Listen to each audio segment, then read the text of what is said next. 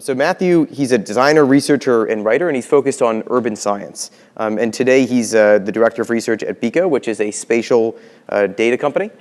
And again, really focusing in on how you can understand and collect that data on the physical world. So please give him a warm hand for Matthew.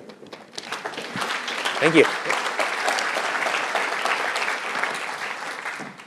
Hi, everyone. Thank you, Ben, for that generous introduction. I absolutely agree. I think this question of integrating these human values with design, with data, and really changing our environments, that's exactly where we're situated at Beco. But of course, I didn't really know that when I agreed to speak here, and then I found out I was going to have to follow Yves Behar. So I was desperately emailing Jeremy, like, give me a rocket scientist, give me anyone to follow, but my slides have to look really good if I come after Yves Behar.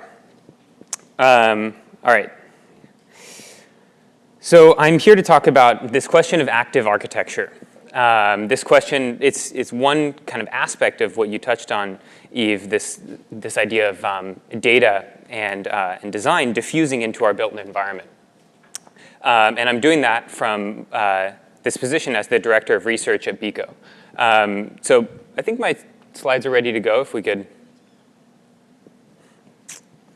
Okay. Sorry, I was killing time a little bit there.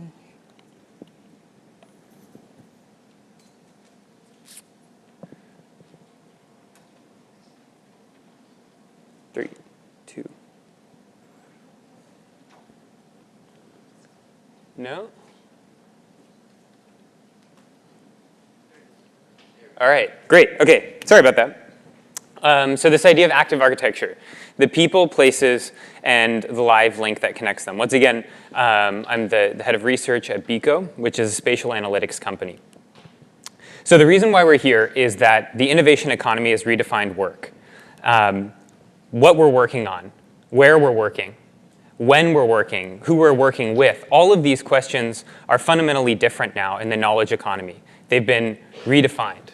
Essentially, we have a new worker. And I believe that we need a new workplace for that worker to use.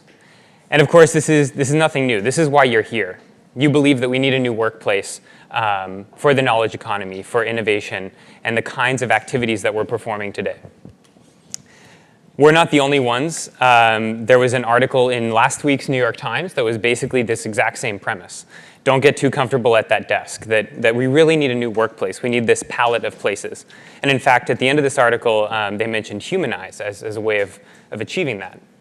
At Beco, we believe that this is a question of UX design for buildings, user experience design for buildings. So what do you need in order to perform that kind of user experience design, to do the sorts of things that Yves was showing? So I'm going to explain that idea of UX design, almost in reverse. I'm going to start with this idea of spatial data, something that's become very familiar, in fact, in the outdoor environment with GPS and mobile phones. I'm going to talk about active architecture, so what that could mean when that spatial data enters into buildings and into workplaces, how we perform UX design, what we begin creating. And we believe that that's a matter of productivity. It's a matter of collaboration and networks. And of course, experiences, how you experience the built environment. And finally, how we do that. What kinds of technologies are we creating in order to generate that spatial data and achieve UX design? And the fundamental question here, how? Well, it's spatial data. So in the outdoor environment, this is pretty familiar, right? Users are geolocated by existing infrastructure. So these are the GPS satellites, and they connect with your mobile phone. You're geolocated, and your location then gets pushed out to an open data platform. In many cases, this is Google, for example, but it could be others. And then that platform is brokering your location data to location-based apps. So for example, I got here today using a Lyft, and because my phone knew where it was aware of its location, a car could arrive in front of me within minutes. Not only a car, but if I get hungry, someone pops out with food. I might check in on Foursquare based on my location. I could share traffic conditions and real-time updates on a platform like Waze. I could tweet about it. I could share some photos and like put cat ears on myself using WhatsApp and share my location with my friends. So these last few technologies get into something really, really interesting that's beginning to happen with location data. And that's not only accepting data from these open data platforms, but actually sharing my own information back onto that platform, back up into the cloud. So imagine with Waze, for example. When I'm driving along, I can share real-time traffic conditions, and those conditions get passed along to my fellow drivers. So this actually becomes something like a virtuous cycle with the spatial data. To reiterate, we have an infrastructure, we have a data platform, we have applications, we have uses and user content. So outdoor, there's these familiar players, things like Google, Foursquare, Twitter, Waze. And they're beginning to create this virtuous cycle. And I believe that that virtuous cycle is resulting, the net result of it is efficiencies, networks, and experiences. It's an incredible value chain, and it's actually accelerating over time, the more we use it. So like I said, it's very familiar in outdoor space, in city sidewalks, in questions like mobility, in food delivery. And it's crazy to me that this really hasn't penetrated into the building. That same value chain, that location awareness, hasn't really entered our workplaces and our built environments. So you could begin to imagine, in a technical research facility, there's carts that are wheeled around, these mobile units, and they have hundreds of thousands of dollars worth of equipment on them. We want to be able to track where those are in real time. We want to make sure that they're being used as efficiently as possible. We want to make sure that that cart is generating the maximum value it possibly can. You could begin to imagine in a hospital where you have doctors, and getting the right people in the right place at the right time as quickly as possible is a matter of life and death. Right now we're on a research campus. We're at a university. I guarantee there are hundreds of classrooms that are unused right now, and there are other places where space is at a premium. People are fighting over classroom space. How do we better allocate the space using location data? And so the underlying question here is how we're going to create these efficiencies, these networks, and these experiences using location data in the built environment. So imagine day to day. You might enter a building, building access. You need to find your way to where you want to go. Throughout the day, you might want to use a phone booth. By midday, you want some lunch. You're going to look for food. You might have meeting room booking for a meeting in the afternoon where you have to get your colleagues to the right place. Finally, at the end of the day, you might want to go use the gym. So these are all, today, in different systems. You have to interact with them in different ways. And most fundamentally, they're not really aware of your location. And we believe that they could be. So take the example of phone booths, a pretty familiar one. Phone booths, you could begin to book those phone booths. You could find the closest one based on your physical location as it relates to an open data platform. But then not only you are tapping into that open data platform, it also knows that your colleague is using the phone booth. So it has an awareness of the entire condition, and it can route you to the nearest one that's also free. The same could happen with meeting rooms. Imagine you and your colleague that need to have a meeting at some point during the day. Well, you happen to arrive at the same time, and there's a free meeting room. So it could route you immediately to the free meeting room, and so you can be more productive.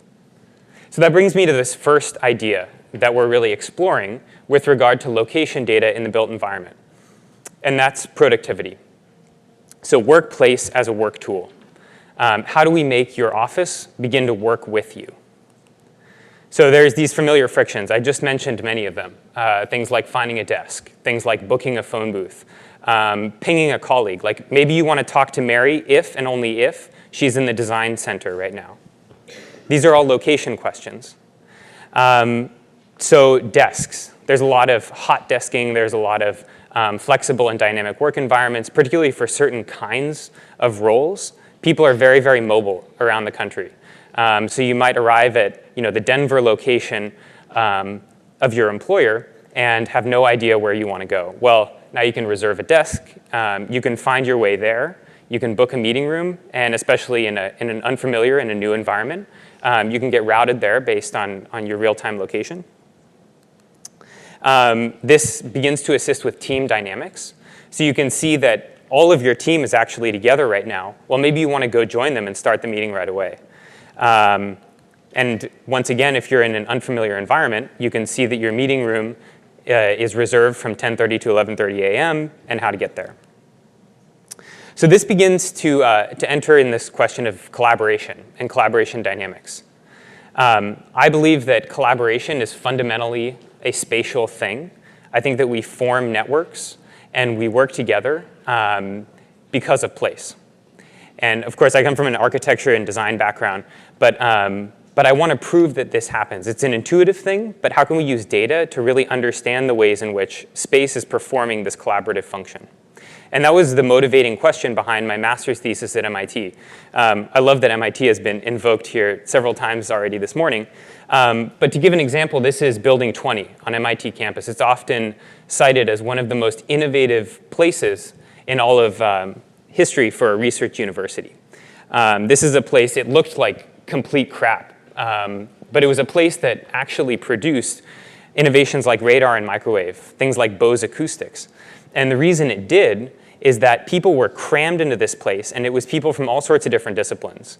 It was during the war, so there was a high demand for innovation and new things, and people were sitting there and overhearing it across these shabby, paper-thin walls. They were overhearing conversations about, well, what if we put a magnet in that, and really starting to think in new ways. And so my question was, is space actually performing some of the same function in today's day and age when it's easier to send an email to your colleague down the hallway than go find them? So I started looking at MIT. I started looking at the ways in which it's organized. This is in departments. It's in research collaboratives. It's in something like the Energy Initiative or things like that. And I wanted to know, are buildings still assisting with collaboration? And I found, of course, they are.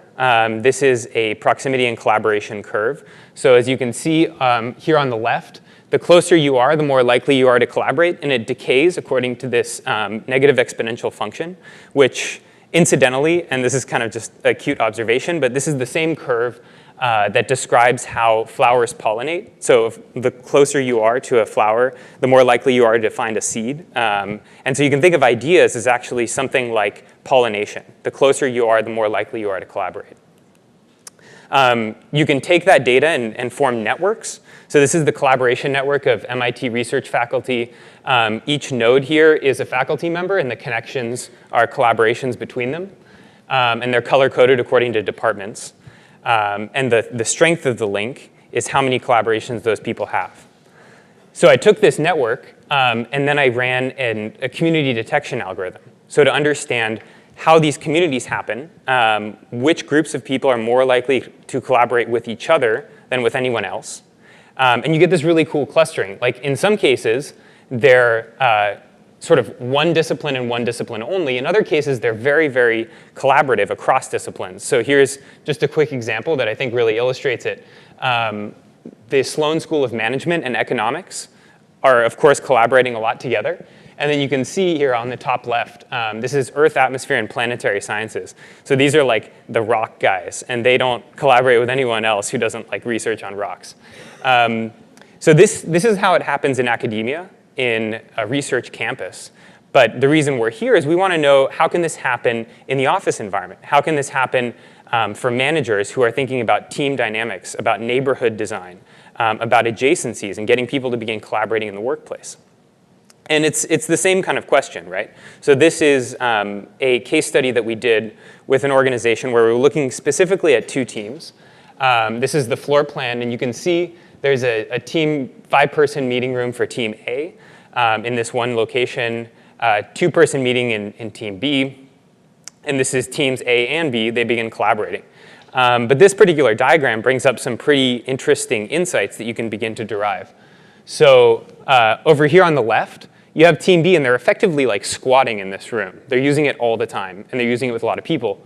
So maybe those guys need more room to perform the kinds of work that they're doing.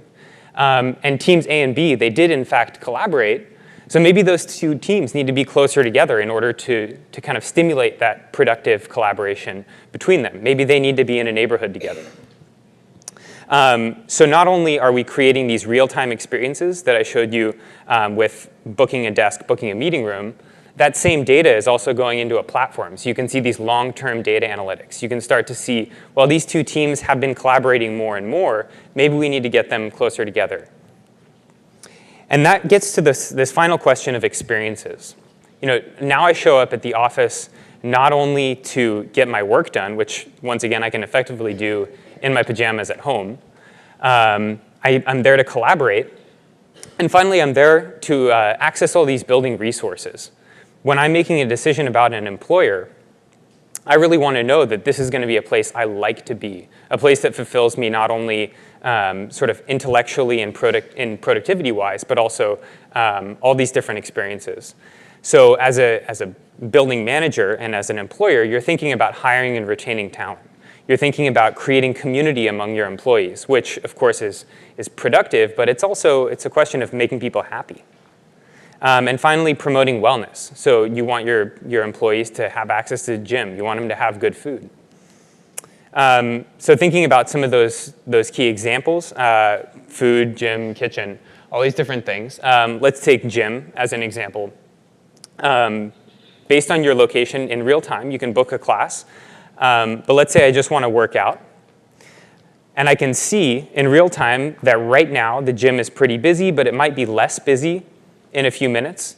And so this gets into real-time data, understanding how many people are using the gym, but also into some predictive analytics. Like on Tuesday afternoons, no one's really there. So you're trying to push out these notifications to people and minimize the peaks and the valleys. You can actually get more value out of a smaller gym because you're just using it better. Or think about food, another good example. And you can begin to aggregate promotions from nearby restaurants. So let's say the sandwich shop has a bunch of leftover paninis. Well, instead of throwing them away, why don't we do a promotion with a few office buildings nearby? And I'm sitting at my desk. I see this promotion. And because my phone knows where I am, I can get it delivered to my room where I'm sitting right now. So those are the three categories that we're thinking about productivity, about collaboration and networks, and we're thinking about experiences. So the final point that I want to make is really showing to you how we're doing this, how we're creating this infrastructure and this live link between buildings, the places, and the people. So this is a pretty simple device that we designed. It's not, not going to get me a job at Yves Bahar's firm, but it's pretty simple. It clips into a light, and it's infinitely powered. And then you're able to generate data that runs these real-time interactions. Up on the screen here, you see a sentiment analysis. You can say, oh, it's too hot, it's too cold, there's a printer broken in this location. But we're also creating this long-term data, these data analytics, and those are getting into networks and collaboration. They're also getting into more effective spatial design. And so that's all these different aspects of how we're thinking about UX design for buildings, about creating better places based on spatial behavior and spatial data. So with that, I want to thank you and open it up to some questions. I think we still have a bit of time.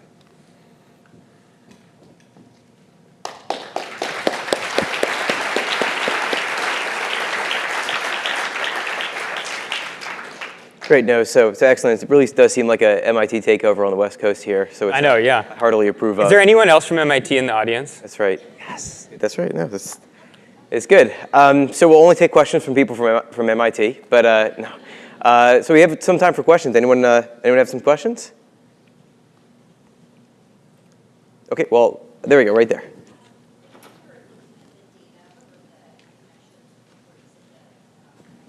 There's a mic right there. Could you? When you were looking at the data for connecting the collaboration at MIT, were you just using physical data, or were you checking email traffic, or how are you determining? Yeah, that's a really great question. So I was using outputs like papers and patents. So these are the kind of macro observables from a collaboration. What I really wanted to do was the email interactions. Because of course a paper might come out many years down the line, or it might not be representative of a real-time kind of set of collaborations, or evidencing research groups and things like that. I was working really hard with IS&T, which is the kind of tech office at MIT, and email is just such a sensitive thing that I wasn't able to anonymize it to their specifications. It's something that I would still love to do, and it's a very different question in an office environment. So Microsoft has its collaborative software, and they're looking at touches onto a file, and you can tie those touches and those changes to a file back to a user, and begin to understand purely through the data how those collaborations are happening. And we've spoken with them about tying the physical location of collaborators in with that. So on a particular project, you might have people touching it from all over the world, and understanding whether it's worthwhile or not to bring those people into one particular research facility or work environment. Another question back there?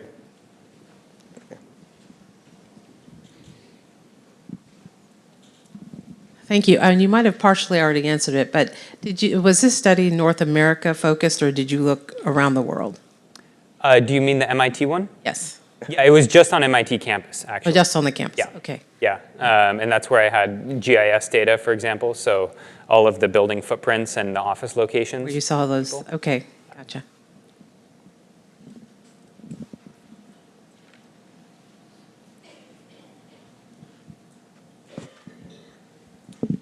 So I have a question about, so Beco is the platform, right? You're the data aggregator of all this useful information, and you talked about how applications can plug into that, right, in the outdoor model example. And I have a question about sort of responsiveness of spaces and modification of spaces. You showed this very cool example of a very small apartment that, modified according to user behavior, and I'm wondering what sort of applications that you can share with us. You might be working with in the commercial space about office space that responds to user behavior. What's the data being used for, and what's the future look like there? Sure. Yeah, I think some of those key categories like room use, so phone booths, meeting rooms, things like building access, things like amenities. So with kitchens, for example, you could stock the kitchen more effectively if you know how people are using it over time, and performing that sort of learning and intelligence on the data. Things like amenities in real time. So I showed the gym, and you can see if there's a bunch of people there right now, and you can start to see patterns of when people use the gym and help people understand, well, if I want to go there when it's empty, this might be a good time. So I think there are plenty, but I don't want to think that I'm going to be the one that comes up with them all. So I think that's why turning this into more of an open data platform into which other applications can plug is really how we're thinking about it in many cases. And like I said at the beginning, it's really a powerful value chain. And I think once we have this data infrastructure, then we can start to imagine what other applications might be possible. And we're going to have some speakers actually later today that describe that more specifically.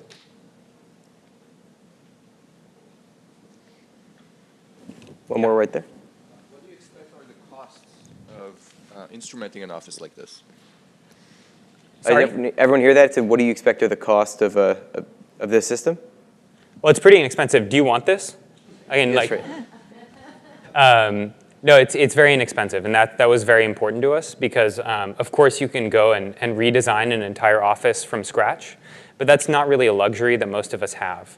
And even re-outfitting an office, an entire building, or even an entire real estate portfolio becomes very, very expensive. And so we're thinking of this almost to the point that we could give away the sensors, because that's not really the valuable part. The valuable part is that data platform, those live links, and being able to understand it over time. Another question over there? Getting their exercise.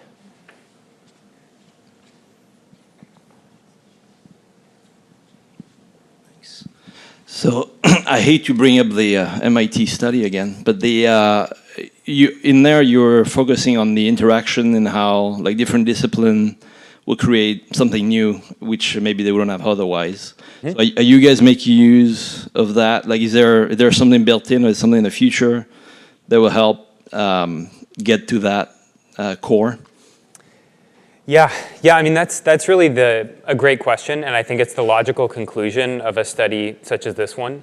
It's like, all right, so you know how these collaboration networks are being formed, you know where these really vibrant collaborations are happening, especially cross-disciplinary ones, but then what?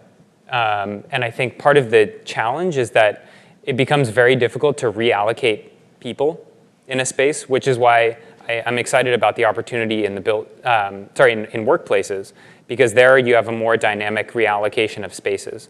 But at MIT, some of those dots that I showed, those faculty members, they've been sitting in the same desk for like 75 years. So it's really hard to kind of, well, you're going to collaborate more, so go over there. But no, so the office environment is a very different one. And the second part of my answer to your question is understanding some new spaces that are designed from the beginning to be collaborative. So I'm now involved with a follow-up study of the Koch Institute, which is an integrative cancer research center. The idea of that institute is to bring people together from all sorts of different disciplines that relate to cancer and put them in the same building and cause them to collaborate on cancer research. This is an incredible facility, and actually, I didn't show it here, but if you look in the data of the outputs, like the papers published and the patents filed, that building skyrocketed the year it was built, like right to the top of MIT. And so you can start to see this intentional spatial design for collaboration really playing out in the data. So what I'm doing now is going to go back and kit out this building with sensors, but also try and do a difference in difference analysis. So sorry, we're getting like super nerdy here, but do a difference in difference analysis of the reallocation of people to that place and try and say more causally that their spatial location influenced their future collaboration. So that's the next step, but it's a great question. Great. Thanks. Well, thanks so much, Matt. That was great. Matthew, thank you very much. Thank you, everyone.